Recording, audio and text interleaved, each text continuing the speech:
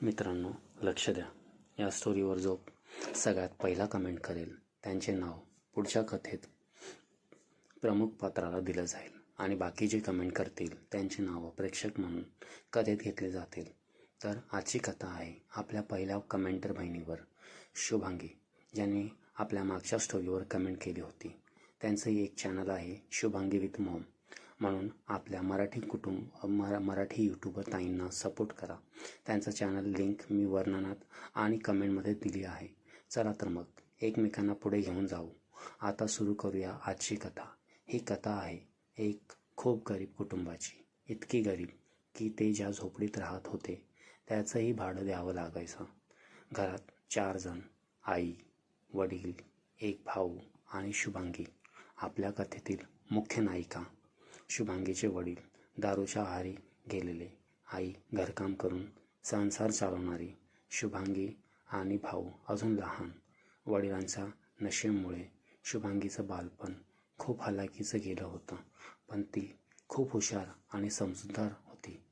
थोडी हट्टी असली तरी तिला परिस्थितीची पूर्ण जाणीव होती.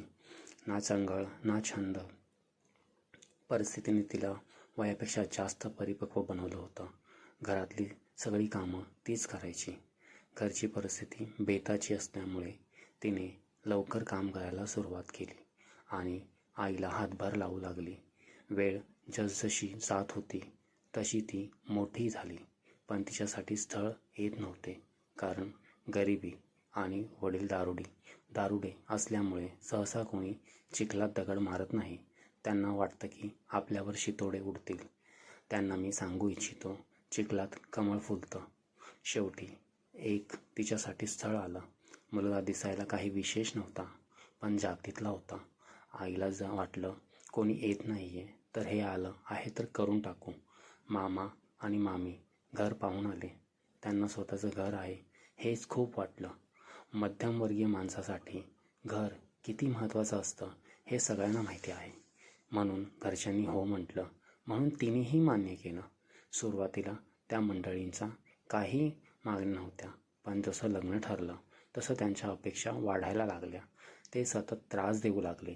अशी रीत असते, हा रिवाज असतो, हे करावं लागतं, गोंधळ घालावा लागतो, हे द्यावं लागेल. सगळ्यात मोठं आणि खूप त्रासदायक वाक्य. कुठपर्यंत आली तयारी? आई आणि भाऊ कसाबसा प्रयत्न करत होते. वडील मात्र दारूमुळे काहीच करू शकत नव्हते. सगळा भार आई आणि भावावर पडला. त्यावेळी शुभांगीचे मामीच तिच्या घरासाठी मोठा आधार ठरले. त्यांनीच धीर दिला, आपण लग्न करून देऊ. आणि त्यांनी सासरच्यांनी जे काही सांगितलं सगळं केलं. लग्नात सुद्धा त्यांचं मन भरलं नव्हतं. त्यातही त्या कमी काढत होते. विचार करण्यासारखं आहे, जे ते स्वतःला श्रीमंत समजतात पण लग्न गरिबाकडून करून घेतात. हेच लोक दुसऱ्यांच्या मानेवर पाय देऊन वर आलेले असतात. कसेबसे लग्न झालं, पण अवघ्या 2 महिन्यात शुभांगीचे हाल सुरू झाले. तुझे वडील दारुडे, तुम्ही गरीब भिकारी, आम्ही तुझ्याशी लग्न केलं हेच तुझं नशीब, असे शब्द तिच्यावर रोज फेकले जाऊ लागले. त्यातही माहेरचा तिचा फोन काढून घेतला गेला. स्वतः तर एक फोन देण्याचीही क्षमता नाही आणि हे स्वतःला पैसेवाले समजणारे लोक. माहेरून फोन केला की कारण तयार असायचे. शुभांगी बाहेर गेली आहे, मोबाईल खराब आहे, ती कामात आहे, पण कधी बोलू दिलं नाही. मुलीचं लग्न झालं की ती सासरची गुलाम झाली, असंच जणू त्यांचं धोरण होतं. आमच्यात सून फोन वापरत नाही. बापरे, हे काय नवीन? म्हणजे ज्या घरात लहान मुलाकडे फोन आहे, सासूची मुलगी 2 फोन वापरते. तेथे फक्त सुनेलाच अधिकार नाही, कारण तिला एकटं पाडायचं आहे आणि घाबरून ठेवायचं आहे. पण रीतिरिवाजाच्या नावाखाली मात्र सतत मागण्या, गिफ्ट द्या, सोने द्या. आणि शुभांगीशी बोलायचं असेल तर ते सासरच्या मनावर अवलंबून. कुठेतरी शुभांगीच्या घरच्यांना समजलं होतं की आपण फसलो, पण आता काय करणार? नाईलाज होता. आजच्या काळात असं होऊ शकतं का? हो, कारण जसं जगातील प्रत्येक पुरुष सारखा नसतो, तसंच प्रत्येक स्त्रीही सारखी नसते. आणि जिथे कोणी कमजोर पडला की तिथे त्याला एकटं पाडलं जातं. दिवस असे जात होते. एक दिवस त्यांचा फोन आला. अधिक महिना आला आहे. मुलीला माहेरच्यांनी सोने करावे लागतं. आता मात्र त्यांनी शुभांगीला फोन दिला.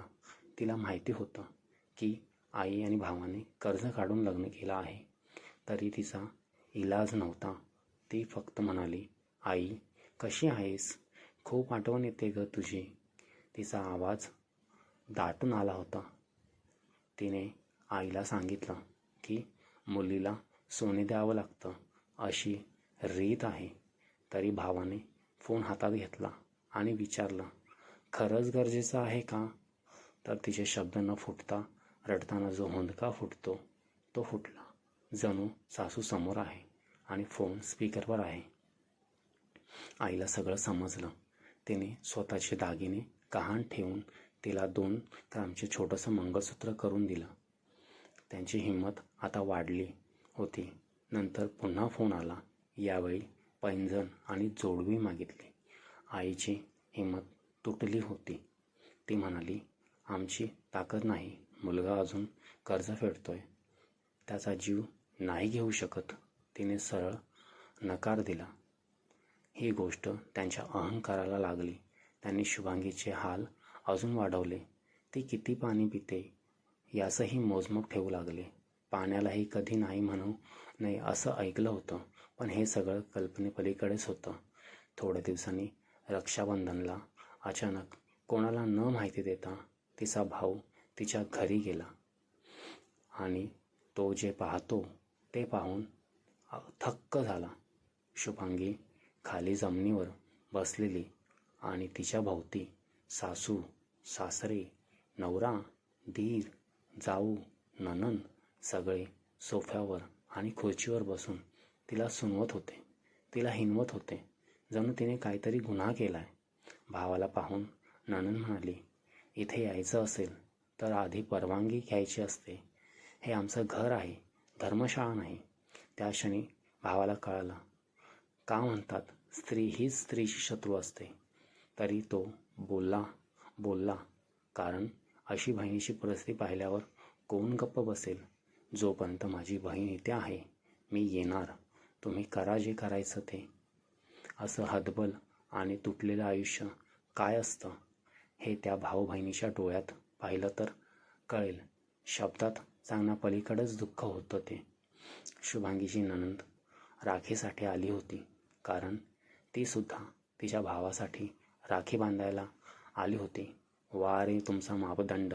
मुलगी येऊ शकते रक्षाबंधनाला, पण सून कुठे जाऊ शकत नाही. शुभांगीला घराबाहेर पडणं मनाई होतं. जणू काही कायदाच होता. तिने सासू आणि नंदेला म्हटलं, ताई एक राखी द्या ना, भावाला बांधते. ती उत्तरली, मी भिकाऱ्यांना दान देणं बंद केलं आहे.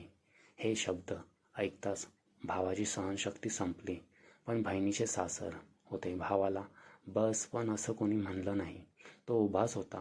त्याला पाणी पण कोणी विचारले नाही. म्हणजे मुलीचा भाऊ आहे म्हणून त्याला आदर देणार नाही. भाऊ म्हणाला, चल इथे 1 रुपयाची राखी देण्याची यांची इच्छा नाही. कशाला राहते तिथे, चल माझ्यासोबत. शुभांगी शांतपणे म्हणाली, नको दादा, मी इथेच राहते. तू जा. माझी काळजी नको करू. आता हेच माझे घर. भाऊ जड मनाने परतला. राखी न बांधताच तो परतला. तो सोबत साडी आणि मिठाई घेऊन आला होता. पण घरात कोणी खाल्ली नाही. शेवटी ती खराब झाली आणि कचऱ्यात गेली. उलट तिलाच बोललं गेलं. काय माहीत काय मिसळून आणलं असेल.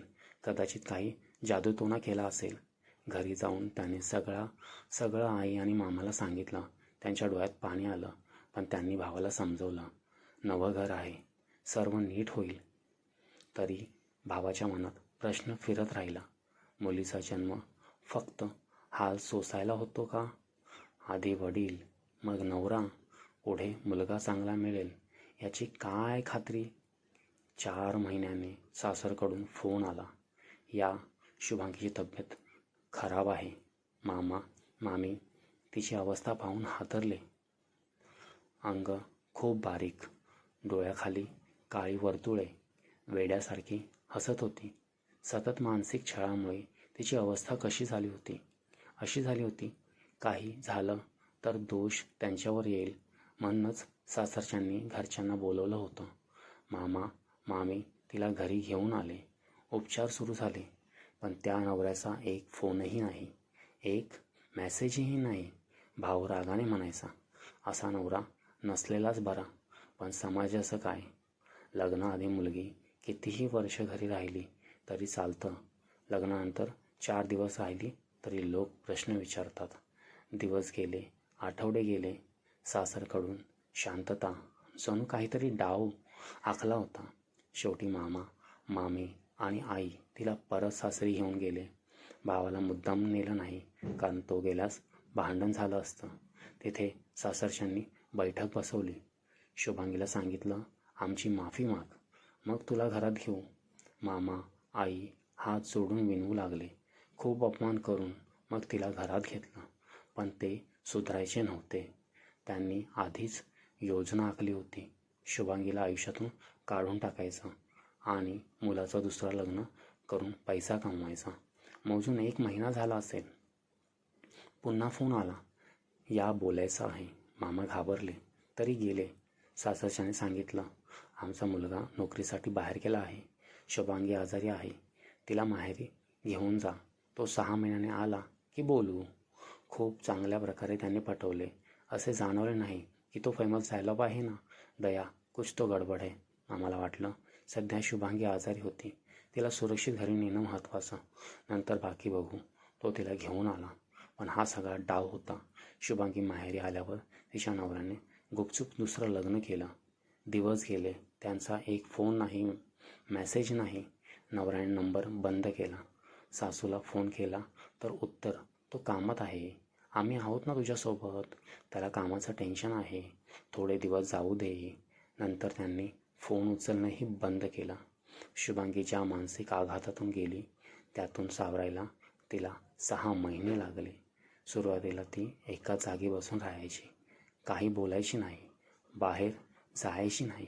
फक्त एकच वाट, नवऱ्याचा फोन येईल. पण तो फोन कधीच आला नाही. शेवटी तिच्या आशेचा धागाच तुटला. मनाचा त्रास शारीरिक आजारापेक्षा जास्त भयंकर असतो. एक दिवस मामा मामी आई शुभांगी अचानक सासरी गेले.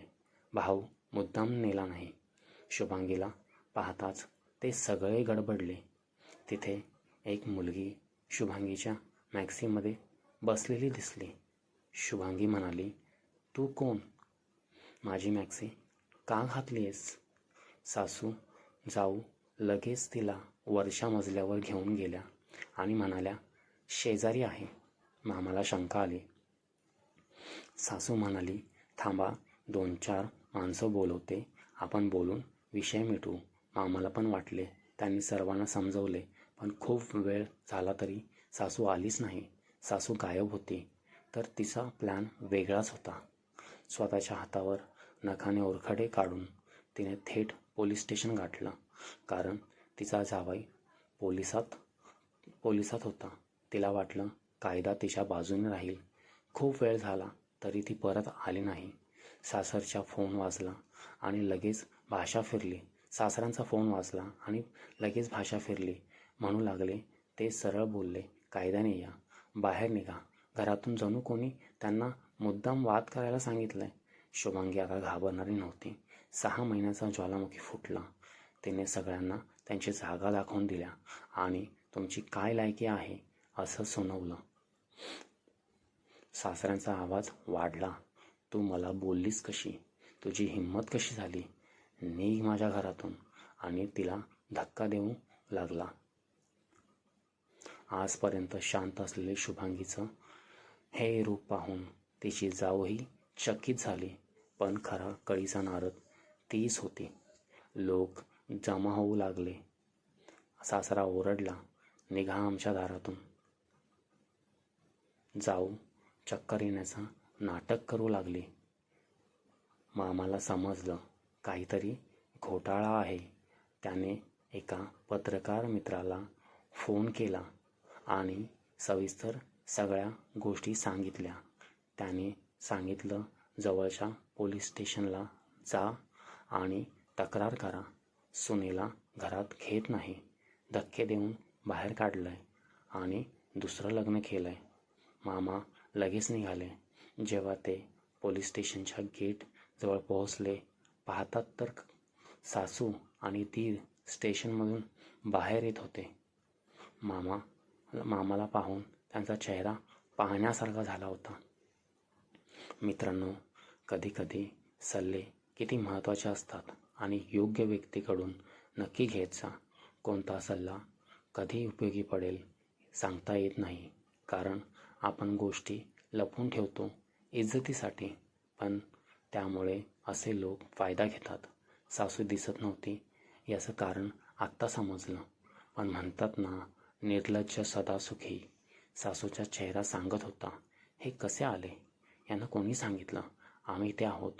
आणि रडण्याचं नाटक सुरू केलं. पोलिसांना पण असे वाटले आम्ही तिला मारले, म्हणूनच पोलिसांनी उलट मामाला सुनावलं. म्हाताऱ्या माणसाला मारून खोटी तक्रार करायला आलात? मामा शांतपणे म्हणाले, तुम्ही जशी यांची तक्रार घेतली तशी आमचीही घ्या. पोलिसांनी नकार दिला. मामा सरळ वरिष्ठ अधिकाऱ्याकडे गेले. त्यांनी एका पोलीस अधिकाऱ्याला केस व्हायला सांगितलं. सासू रडत म्हणाली, सुनबाईंनी नखाने मारलं, हातापायाने मारलं. अधिकारी म्हणाले, हात दाखवा, कुठे मारले, कसे मारले, काय झाले? शेवटी पोलिसांचं हे रोजचंच काम असल्यामुळे त्यांना खरं खोटं कळायला वेळ लागला नाही. त्यांनी शुभांगीला हात दाखवायला सांगितले. शुभांगीचे हात पाहताच ते ओरडले, मुलीचे नखच नाही आहेत, ओरखडे कसे काढले? खोटी तक्रार करता तेव्हा क्रॉस तक्रार नोंदवली गेली, नाहीतर त्या दिवशी शुभांगीचं संपूर्ण कुटुंब तुरुंगात गेलं असतं. सासरचे लोक गोंधळ घालू लागले, पण पोलिसांनी त्यांना हाकलून लावलं आणि शुभांगीच्या कुटुंबाला सांगितलं, कोर्टात जा, न्याय तिथे मिळेल. तिची कागदपत्रे, स्त्रीधन त्यांनी आधीच काढून घेतले होते. प्रकरण कोर्टात गेलं. सासरच्यांनी कारण दिली, ती आजारी असते, गरीब आहे, आम्ही दया करून लग्न केलं. पण वेळ गेली तशी शुभांगी मजबूत होत गेली. 2 वर्ष केस चालली. कुटुंब तिच्या पाठीशी ठाम उभं होतं आणि अशा वेळी कुटुंबाचा आधार किती महत्त्वाचा असतो हे सगळ्यांना माहीत आहे. शेवटी न्याय मिळाला. कोर्टाने पोटगीचा आदेश दिला. नवऱ्याला वारंवार कोर्टात यावं लागायचं. ज्यांना कधी शुभांगीच्या घरी येणार नाही असा गर्व होता, तेच आज कोर्टाच्या चकरा मारत होते. जेव्हा तिचा नवरा आणि सासू कोर्टात येत होते, तेव्हा त्यांचा चेहरा पाहून शुभांगीला मनातून खूप समाधान वाटत होतं. ज्यांना ये जा करताना खूप मानसन्मानाची अपेक्षा होती, आज शुभांगी त्या नवऱ्याला एकेरी आवाजात बोलत होती. सासूला तू म्हणत होती. तिचा हा आत्मविश्वास पाहून त्यांची तिच्यासमोर चोचही उघडत नव्हती. हे सगळं पाहताना सर्वात जास्त समाधान शुभांगीच्या भावाला होत होतं. म्हणतात ना, इथेच करणी आणि इथेच भरणी. शेवटी शुभांगीचा नवरा तिच्या वडिलांकडेच मदत मागू लागला. मला घटस्फोट करून द्या, मी हात जोडतो, मी तुम्हालाही पैसे देतो. पण शुभांगीचे वकील प्रामाणिक होते. त्यांनी सर्व हकीकत तिला सांगितली की तुझा नवरा असं बोलतोय. शेवटी शुभांगीला तिच्या मामाने, आईने समजावलं, तो आधीच दुसरं लग्न करून बसला आहे. तू अजून तरुण आहेस, आयुष्य का वाया घालवतेस? तू अशा नालायक नवऱ्यासोबत राहून काय फायदा आहे? त्याला तुझी किंमतच नाही आहे. असे निर्लज्ज सासरचे नसलेलंच बरे. बरं झालं मूलबाळ नाही आहे, नाहीतर त्याचे हाल झाले असते. शुभांगीला हे सगळं पटले. शेवटी 4 वर्षांनी शुभांगीने घटस्फोटाला तयार झाली. एका अटीवर, तिच्या घरच्यांनी लग्नात केलेला खर्च, तिचे स्त्रीधन आणि तिचे मूळ प्रमाणपत्र परत घेऊन घटस्फोट दिला. ज्यांनी तिला त्रास दिला त्यांना शेवटी त्रास म्हणजे काय असतो हे समजलं. आज शुभांगी आपल्या कुटुंबासोबत आहे, आनंदात आहे. तिला हवं ते घालते, हवं तिथे जाते, मनाप्रमाणे जगते. शेवटी तिला त्या कैदीतून मुक्ती मिळाली. मुलींनो, स्वतःच्या पायावर उभं राहा, काहीतरी बना, पैसे कमवा. आत्मविश्वास तेव्हाच येतो जेव्हा तुम्ही स्वतः कमवता, नाहीतर तुम्हाला निरुपयोगी वस्तूसारखं समजून फेकून दिलं जातं. माझं एवढंच म्हणणं आहे, कोणावरही डोळे बंद करून विश्वास ठेवू नका.